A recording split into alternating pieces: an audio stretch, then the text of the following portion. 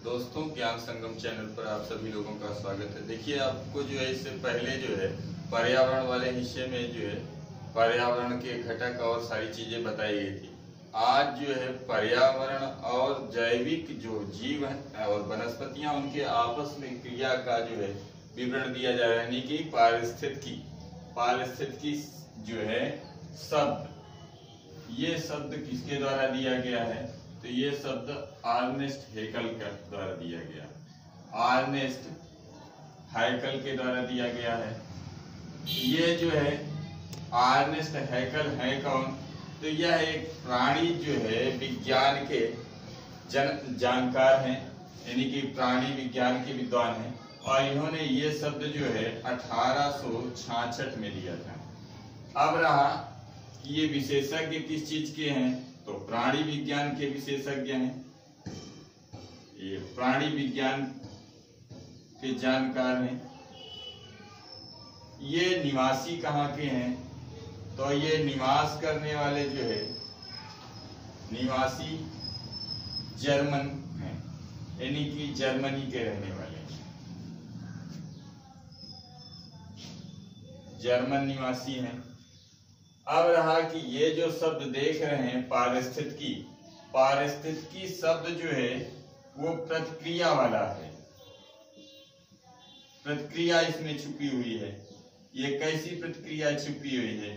तो दो तत्वों को मिला करके, एक तो है आपके जो है जैविक तत्व,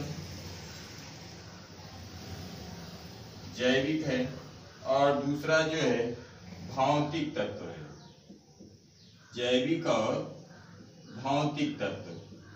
ये सब जो है दोनों क्रिया कब करेंगे? तो इसमें तीसरा तत्व आ जाता है जो इसकी क्रिया का स्वरूप है, वो है ऊर्जा। अर्थात कोई भी जो है पृथ्वी पर ऐसा कोई भी तत्व नहीं है जो बिना ऊर्जा के संचालित हो सके, तब ऊर्जा जो है एक विशेष तत्व है।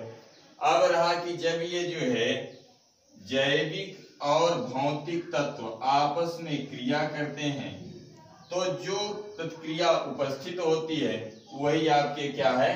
पारिस्थितिकी है। अब रहा कि पारिस्थितिकी जो है को हम किस तरीके से जानें, क्योंकि यहाँ पर विभिन्न जीवों के समुदाय भी हैं और उनकी आपसी क्रियाएं भी हैं। तो दो तरीके से जान सकते हैं। एक तो हम जो है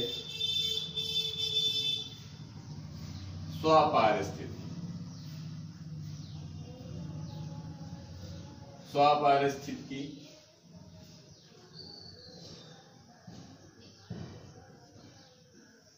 जिसमें जो है एक जाति विशेष, एक जाति विशेष का अध्ययन किया जाता है।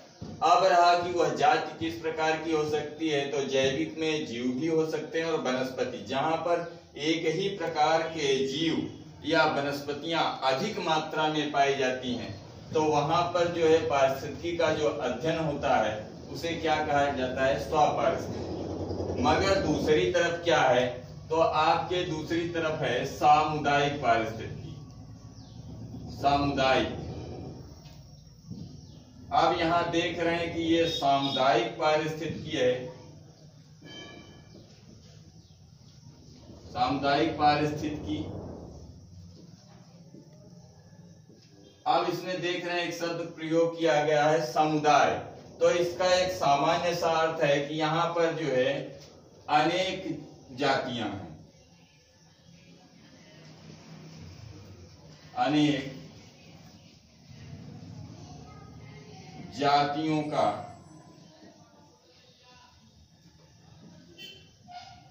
अध्ययन किया जाता है। ठीक है दोस्तों, तो इस तरीके से ये सामुदायिक पारिस्थितिकी हो गया। अब सामुदायिक पारिस्थितिकी में भी कई प्रकार के हो सकते हैं, जैसे अगर एक ही जो है जाति के जीवों की संख्या बहुत अधिक है तो अब उसे क्या कहेंगे? जन पारिस्थितिकी। यहाँ पर एक ही जो है जन पारिस्थितिकी कहा जाएगा। यहाँ एक ही प्रकार के जीव अधिक हैं। फिर दूसरे जो है ये अधिक समुदाय होंगे तो इसे जो है सामुदायिक पारिस्थितिकी कहा जाएगा। मगर इन सबके साथ साथ में एक चीज और आता है, पारिस्थितिकी।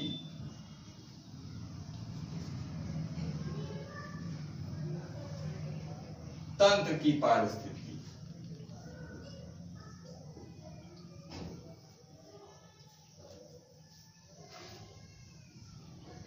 ठीक है दोस्तों, तो इस तरीके से जो है अंतर्निहित जो है पारिस्थितिकी जो है का भी अध्ययन किया जाता है। इस तरीके से आपके ये जो है पारिस्थितिकी के अलग अलग स्वरूप हो गए।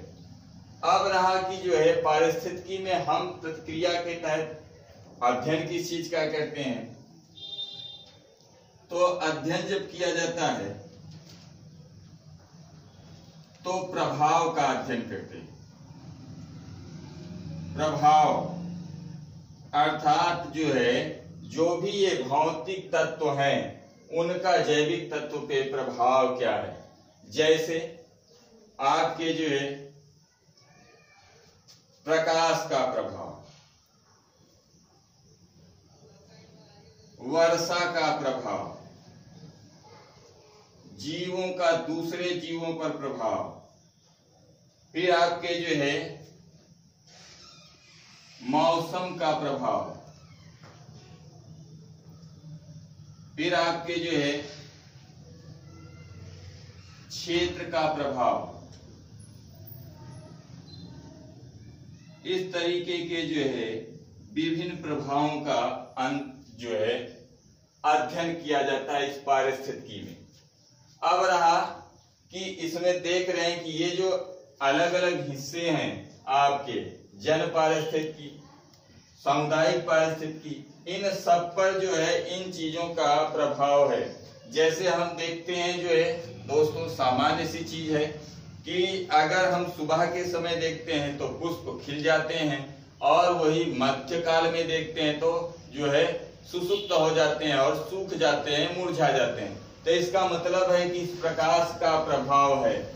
और फिर देखिए वर्षा काल में भी देखते हैं कि जब वर्षा अच्छी होती है तो जो है वृक्षों में हरियाली छा जाती है, वनस्पतियां हरी हो जाती हैं और जो है शुष्क काल में वही सूख जाती हैं। इसी तरीके से जीवों पर भी प्रभाव होता है। और मौसम का प्रभाव क्या है कि शरद काल, ग्रीष्म काल, वर्षा काल, जो भी ये समय मौसमी परिवर्तन होते हैं वो इन सभी जीव मंडलीय क्षेत्र पर यानी कि जैविक तत्वों पर और साथ में भौतिक तत्वों पर भी प्रभाव डालते हैं। और देखते हैं कि ये क्षेत्र वाला क्या है, तो क्षेत्र क्या है कि पूरे जो है पृथ्वी पर 3 क्षेत्र मुख्यतः हैं। जैसे आपके उष्णकटिबंधीय क्षेत्र, शीतोष्ण कटिबंधीय क्षेत्र और शीत कटिबंधीय क्षेत्र। तो इन सभी चीजों का अपना एक अलग अलग प्रभाव है। जब हम शीत कटिबंध में जाएंगे तो वहां जीवों की संख्या भी कम होगी और वनस्पतियां भी नहीं होंगी। फिर देखेंगे कि जब हम जो है मध्यवर्ती हिस्से में जाएंगे तो वहां पर आपको जो है यानी कि शीतोष्ण कटिबंध में तो वृक्षों की संख्या भी अच्छी होगी, जनसंख्या भी अच्छी होगी और विभिन्न जीव समुदाय भी अच्छे होंगे। फिर इसके बाद उष्ण कटिबंध में आएंगे तो फिर वही स्थिति हो जाएगी कि अब यहाँ जीव की संख्या भी कम होगी, वर्षा भी कम होगी और साथ साथ जो है वनस्पतियों की मात्रा भी कम होगी। इस तरीके से इस पारिस्थितिकी के साथ अब हम अगले हिस्से में इस प्रकाश का प्रभाव, वर्षा का प्रभाव, आपके मौसम का प्रभाव और क्षेत्र के प्रभाव का विवरण देंगे। दोस्तों आप इस चैनल को सब्सक्राइब करके हमें उत्साहित